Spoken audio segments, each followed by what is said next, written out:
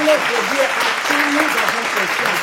Toi qui nous as appelés, papa, qui nous as ramassés dans la vie, qui nous a lavés, qui nous a purifiés, qui nous a guéris, qui nous a délivrés, qui nous a restaurés, qui nous a libérés. Voilà pourquoi nous venons t'adorer, t'élever, parce que tu es Dieu. Nous venons te dire, Seigneur, que tu es unique, tu es magnifique, tu es excellent, tu es le Dieu véritable, tu es le Dieu qui pourvoit à tous nos besoins. Tu es notre secours unique, notre appui. Merci Seigneur Jésus. Toi l'eau qui ne tarit jamais. Le soleil devant, la main mêlée de Dieu, notre appui et notre refuge. Que ton nom soit élevé, papa. Merci Seigneur, nous venons te rendre grâce pour ton encouragement. Car à tout moment, Seigneur, tu es là, dans ta parole, qui produit à nous l'espérance. Merci Seigneur Jésus. Sois béni, papa, davantage, car tu es Dieu. Merci Seigneur. Gloire, honneur et louange te soient rendus. Merci Seigneur Jésus-Christ. Alléluia. Gloire à ton nom. Hallelujah. Hallelujah. He is God. He is alive. He is risen. He is the Lord of glory. Supernatural God. The way maker. The game changer. The glorious Father. There is no one like Jesus. Hallelujah. He is with us today. He is with us today again. He is with us. We're going to celebrate His name. We're going to celebrate the Lord of glory. The shout of praise to the Lord. The shout of praise to Almighty God. Because He reigns forever and ever and ever. Amen. Amen. Amen. He is God. He is God. Thank you. Thank you, Lord Jesus. Thank you for your presence in this place. Thank you, Father, for everything that you're doing in this place. We know, Father, that with you, we have life. Thank you, Jesus. Brothers in Christ, shalom. May the Lord be with you. May the Lord give you His peace. May the Lord give you His rest. Thank you, Jesus. Frères et sœurs en Christ, que le Seigneur vous bénisse. Amen. Shalom. Que la paix de notre Seigneur soit avec vous. Alléluia. Nous continuons avec notre enseignement de la fois passée. Amen. Honore Jésus par ta modestie. Et ça, c'est la deuxième partie. Amen. La deuxième partie, donc, de ce message. Un message très important. Bien aimés, nous revisitons le passage du chapitre 2 de l'évangéliste Luc pour aborder deux aspects très importants de la marche de la vie chrétienne. Dans la marche de notre vie, la vie chrétienne, il y a deux aspects que nous allons aborder ce soir concernant le même message. Il s'agit de l'unité familiale et de l'humilité. Deux facteurs de succès et de victoire dans la vie de couple Joseph et Marie. Amen. Ils ont réussi parce que ils ont utilisé ces deux facteurs que nous allons voir ce soir. Bien-aimés, le Seigneur est merveilleux. La vie de Christ est pour nous le chemin que nous devons suivre pour arriver à la victoire. Amen. C'est pourquoi il nous a précédés en toutes choses. C'est pourquoi il est notre modèle. La fois passée, nous avions parlé d'une crise qui avait éclaté dans la vie de Joseph, dans la famille de Joseph et de Marie, et dans laquelle se trouvait le Seigneur Jésus-Christ. Vous savez que nous savons qu'ils se sont rendus à Jérusalem. Et Jésus et ses parents, ils sont partis là-bas pour fêter la Pâque, comme d'habitude. Et sur le chemin de retour à Nazareth, Joseph et Marie, qui avaient déjà effectué un jour de marche, vont se rendre compte de l'absence de l'enfant Jésus. Après s'être assurés qu'il n'était pas avec les compagnons de voyage, Amen. Ni avec les autres, Alléluia. il n'était même pas parmi les connaissances, qu'est-ce qu'ils vont faire? Ils vont se résoudre de rentrer à Jérusalem pour l'y chercher. Amen. La Bible dit qu'ils avaient déjà fait un jour de marche. Mais l'enfant n'était pas avec eux. Ils se sont dit, il doit être parmi nos frères, il n'y a pas de problème, il est avec lui, mais il n'était pas là. Alors, à ce niveau, remarquons une chose. Les Saintes Écritures ne mentionnent pas que Joseph et Marie avaient commencé à se pointer du doigt d'accusation pour inculper l'un, le conjoint ou l'autre. Alléluia. Marie n'a pas dit, Joseph, voilà ce que tu fais. C'était un enfant, c'était un garçon. Tu aurais pu rester avec lui. Qu'est-ce qui s'est passé? Amen. Et Joseph n'a pas dit, mais c'est toi sa mère. Alléluia. Tu devais t'occuper de lui. Et qu'est-ce qui s'est passé? Pourquoi? Non, ils n'ont pas fait ça. Ils n'ont pas fait ça. De commun accord, ils ont remarqué que l'enfant n'était pas avec eux. Amen. De commun accord, ils ont décidé de rentrer à Jérusalem pour aller les chercher. Amen. Bien-aimés, les connaissances étaient avec eux. Les amis étaient avec eux. Personne ne les a suivis. Alléluia. Personne ne les a suivis. C'était leur problème. Ils ont compris ça. Ça ne sert à rien de se plaindre à celui-ci, de se plaindre à celui-là. Ils ont dit, c'est notre problème. C'est notre problème. La femme et l'homme, Marie et Joseph, ont pris ensemble, ils ont dit, rentrons à Jérusalem. Bien-aimés, tenez-vous-les pour dire, ils avaient fait déjà un jour de marche. Amen. Ce n'était pas en bus, ce n'était pas en voiture, mais ils marchaient.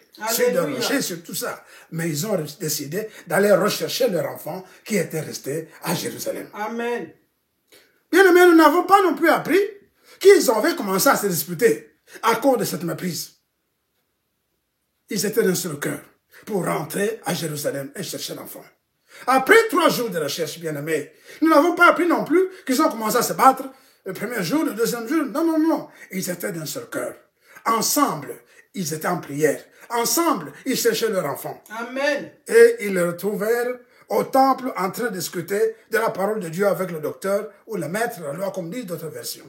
Bien aimé, le temple dont il s'agit ici, le temple nous parlons, la fois passée, nous en avons parlé, c'est là où se trouve Jésus-Christ. Amen, amen. C'est l'endroit, c'est là où on confesse Jésus-Christ comme Seigneur et Sauveur, bien-aimé. C'est là le temple dont nous parlons ici. Ce n'est pas, c'est pas n'importe quel, non.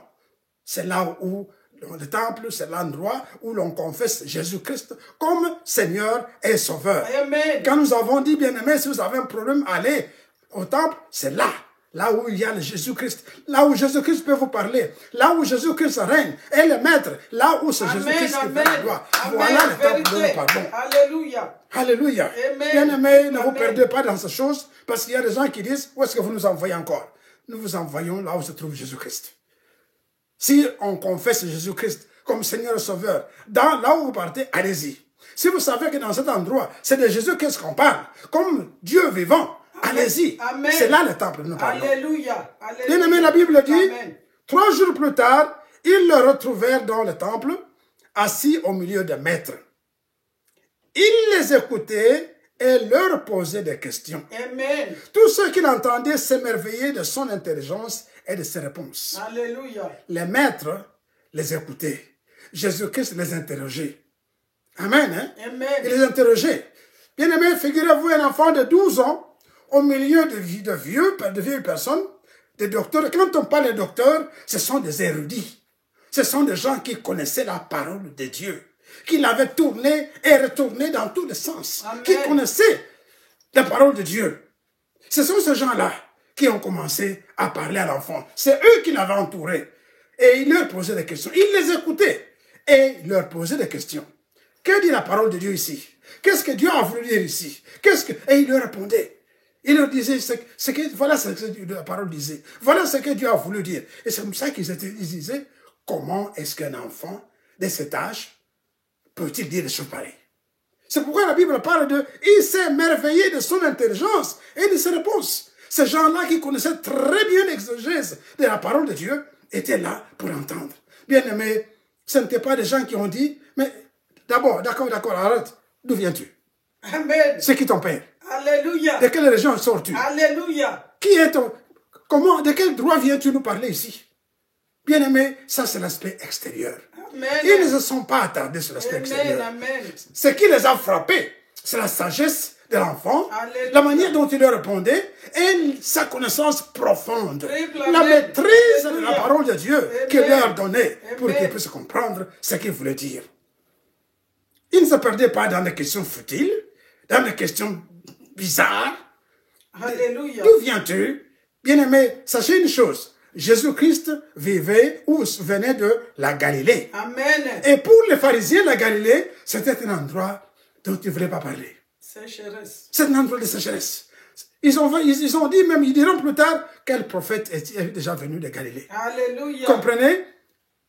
Et ils étaient là, ils l'entendaient, ils étaient frappés par son intelligence. Amen. Ils étaient frappés d'émerveillement.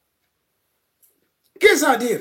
Bien aimé, de tout ce que nous venons dire ici, nous avons épinglé ce problème, ce point de l'unité. L'unité que vous pouvez, c'est dans l'unité que vous pouvez réussir un projet. Amen. Une recherche ou même sortir d'une crise. Dans l'unité. Surtout quand il s'agit d'une famille. Quand il s'agit de gens, c'est dans l'unité que vous abordez votre problème. Nous avions dit avant qu'ils n'ont pas parlé de ce problème aux autres pour se plaindre à celui-là. Mais ils ont pris le problème pour eux-mêmes. Amen. Ils ont pris ça en cœur. Ils ont dit non, ça c'est notre problème. Nous devons arranger ça, nous deux. Et c'est de cœur, de commun accord qu'ils ont fait tout ce qu'ils devaient faire. Bien aimé, si vous avez un problème dans votre maison, ne commencez pas à accuser l'autre. C'est toi qui as fait ça. C'est toi qui devais. C'est toi qui devais. Non. Le problème vous concerne. Regardez-le, arrangez-le, et puis faites tout ce que vous devez faire pour résoudre le problème. Amen, amen. Bien aimé, la discorde dans une famille ne fait qu'empirer la situation. Alléluia. Elle ne fera que vous diviser, car l'esprit méchant de division provoquera la colère, les chamailleries, les dissensions, la discorde, même la dispute, qui ne feront qu'envenimer la situation et vous éloignera de la solution. Amen. Donc, toutes ces choses, si vous commencez à chercher, à savoir qui a fait quoi, vous perdez votre temps. C'est une distraction. C'est une distraction. Ce que vous devez faire, c'est quoi? C'est vous entendre pour dire non. Amenez le problème chez Dieu, chez le Seigneur. Lui entendra et il nous donnera une réponse. Et pour que vous puissiez vous approcher du Seigneur, il faudra que vous puissiez être dans l'entente. Amen. Un accord. Amen. Vous savez bien aimer, l'unité, c'est une loi. C'est une loi spirituelle. L'unité donne la force. L'unité donne le succès, engendre la vie. Deuxième point que nous voulons aborder, c'est l'humilité des docteurs de la loi. Amen. C'est un autre élément très important qui relève le passage, que relève le passage ci-dessus.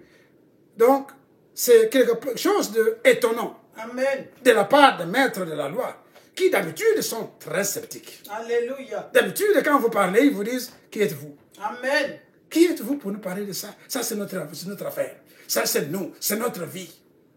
Ces maîtres-là, c'était des gens qui récitaient la parole de Dieu, qui la connaissaient très bien. Mais dans la maison de Dieu, Jésus écoutait les maîtres de la loi et leur posait des questions. Il les écoutait et il leur posait des questions. Et la Bible les poursuivre, tous ceux qui l'entendaient s'émerveillaient de son intelligence et de ses réponses. Amen. Ils entendaient volontiers ce que disait l'enfant. Les docteurs, bien que versés dans la parole de Dieu, s'étaient humiliés pour prêter l'oreille à ses propos. Mais chez nous, qu'est-ce qu'on dit? Aujourd'hui, les gens, quand ils vous entendent, de quel séminaire sont-ils? Alléluia. Qui lui a imposé la main? Amen. De quelle école est-il? Alléluia. De quel droit peut-il nous dire ceci ou nous dire cela? Et même, on va plus loin. Quand si on ne te connaît pas, si on ne sait pas qui tu es, on commence à te bazarder, on commence à détruire tes affaires, on commence... Non, bien-aimé, nous sommes dans la maison de Dieu. Nous sommes dans la maison de Dieu. La Bible dit que Dieu a envoyé ses serviteurs pour qu'ils puissent annoncer la parole de Dieu. Amen. Il a dit, allez, annoncez la parole de Dieu. Amen. Faites de toutes les nations des disciples. Bien-aimés, pourquoi si nous devons commencer, vous devez commencer à vous entretuer. Celui-là, je ne le connais pas, je ne sais pas de quel il sort, alors il doit subir.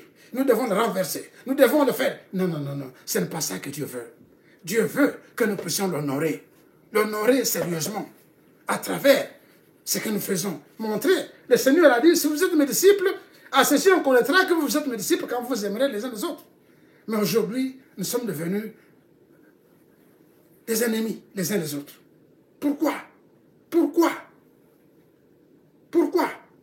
Les docteurs ici étaient humbles, ils entendaient l'enfant, ils voulaient apprendre, ils ont appris, ils ont vu, ils ont entendu ce que l'enfant a dit. Et c'est de commun accord qu'ils ont continué à entendre et qu'ils ont compris que cet enfant avait quelque chose de nouveau, qu'eux pouvaient apprendre. Amen. Ils ne s'étaient pas attardés à l'aspect extérieur, aspect social, âge, appartenance de telle ou telle famille, tribu. Mais ils n'ont même pas rejeté l'argument de Jésus sur base physique. Mais ils l'entendaient avec attention. Amen. Job 32, verset 8, 9 dit ceci. Mais en réalité, dans l'homme, c'est l'esprit, le souffle du Tout-Puissant qui donne l'intelligence. Alléluia. Ce n'est pas l'âge qui procure la sagesse. Amen. Ce n'est pas la vieillesse qui rend capable de juger. Amen. Ce n'est pas l'extérieur, bien-aimé. C'est l'Esprit de Dieu. Amen. Est-ce que l'Esprit de Dieu est en vous? Et l'Esprit de Dieu vous habite-t-il? Si c'est l'Esprit de Dieu qui vous a envoyé, vous ne pouvez pas conjurer une autre personne. Amen. Vous ne pouvez pas faire du mal à un autre serviteur de Dieu. Parce que vous comprendrez que c'est l'Esprit de Dieu. L'Esprit de Dieu agit dans la diversité. Amen. Diversité de dons. Pourquoi voulez-vous que ce soit seulement vous que l'on puisse voir? Alléluia. Pourquoi, bien-aimés? Bien-aimés, parlant de ceux qui aiment juger sur les bases extérieures. Laissez-moi vous dire que les dangers ne viennent pas de l'évangéliste Philippe. Amen. Ou de l'évangéliste Jean ou de Pierre. Mais c'est Judas qu'il faut redouter et craindre. C'est de votre argentier que viendront vos ennuis. Amen. Ce n'est pas de Philippe. Ce n'est pas de Jean. Ce n'est pas de Pierre qui ne fait qu'à donner la parole de Dieu. Mais c'est de votre argentier. C'est lui qui garde votre argent. Celui-là que vous appelez votre meilleur ami. C'est celui-là qu'il faut redouter. Alléluia. Ce n'est pas celui qui donne la parole de Dieu. Parce que, d'où vient-il celui-là? Ah non, non, non. Ah non, non, il ne peut pas continuer. On va lui faire voir que ici, on n'est pas dans un champ de maïs. Hein? Pourquoi, bien-aimé? Pourquoi? L'Esprit de Dieu. C'est l'Esprit de Dieu qui s'exprime à travers ses serviteurs. Si réellement vous avez l'Esprit de Dieu, vous n'allez pas vous attaquer à un autre serviteur. Bien-aimé, attention. Gamaël a dit, vous risqueriez de vous attaquer à Dieu. Amen. Vérité. C'est donc de votre argentier que viendront vos ennuis. Ce n'est pas de celui qui ne fait qu'annoncer fidèlement la parole de Dieu. Judas voulait simplement acheter, Judas voulait tellement acheter son champ qu'il avait trouvé en Jésus l'aubaine dont il rêvait tant. Amen. Et comme l'appétit vient en mangeant, il a fini par croire que la meilleure façon de se rendre maître de l'argent du ministère était de se débarrasser de Jésus. C'est pourquoi il est allé le vendre. Alléluia. Il est allé le vendre au Sanhédrin pour qu'on puisse lui donner de l'argent afin qu'il puisse acheter son champ. Alléluia. Savez-vous ce qui est arrivé à Judas? La Bible dit ceci. Cet homme ayant acquis un champ avec le salaire du crime est tombé, s'est rompu par un milieu du corps et toutes ses entrailles se sont répandues. Bien-aimés, cela, je ne veux pas que ce soit votre cas. Amen. Êtes-vous dans le cas de Judas? Ne soyez pas Judas. Ne soyez pas Judas. Il est tombé. Tellement il a voulu avoir l'argent, il n'en a pas bénéficié. Il a jeté. Elle est dans le champ même où on a retrouvé l'argent. Bien-aimés, faites attention. Que le Seigneur vous bénisse, bien-aimés. Alléluia. Que le Seigneur vous donne la paix. Que le Seigneur, l'Esprit de Dieu, vienne à vous et qu'il vous puisse vous donner la vie qu'il faut. Amen. Gloire soit à notre Seigneur. Alléluia. Gloire au Seigneur notre Dieu, Amen. qui arrange toutes choses, qui vous a choisi pour servir, qui vous choisit aujourd'hui pour venir dans son champ, Amen. qui vous choisit aujourd'hui pour venir dans la famille des enfants de Dieu. Que l'honneur revienne à notre Dieu, que la gloire revienne à notre Dieu. En ce nom, nous sommes avancés prier. Amen. Gloire à Jésus. Gloire à Jésus.